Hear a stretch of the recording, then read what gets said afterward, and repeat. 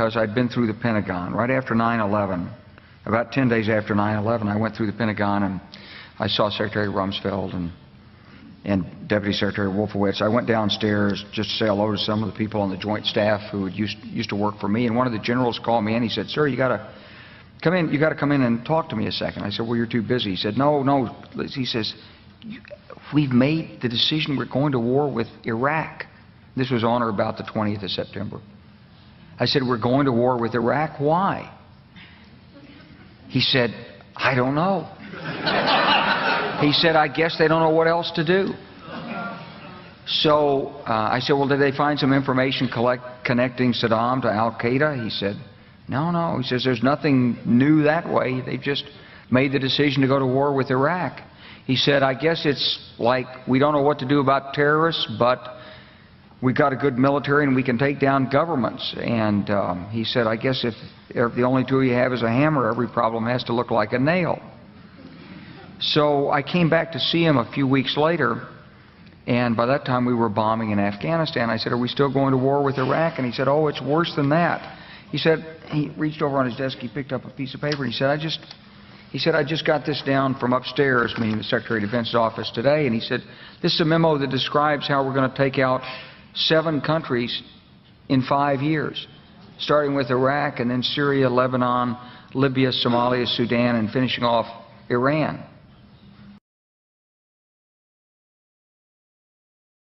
This is a memo that describes how we're going to take out 7 countries in 5 years, starting with Iraq. My fellow citizens, at this hour, American and coalition forces are in the early stages of military operations to disarm Iraq, to free its people, and to defend the world from grave danger.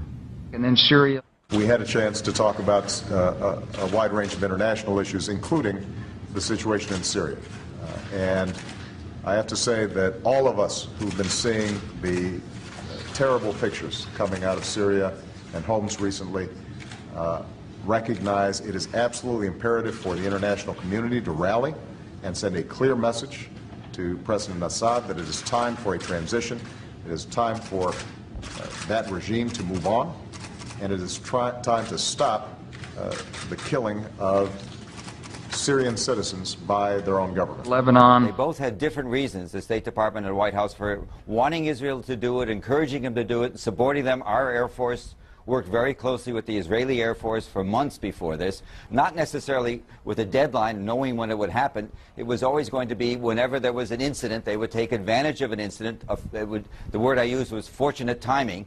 When Hezbollah grabbed some of the Israeli soldiers in early July, that was then a pretext, I think that's the only word, for a major offensive that had been in the works a long time. Libya. Today we can definitively say that the Gaddafi regime has come to an end.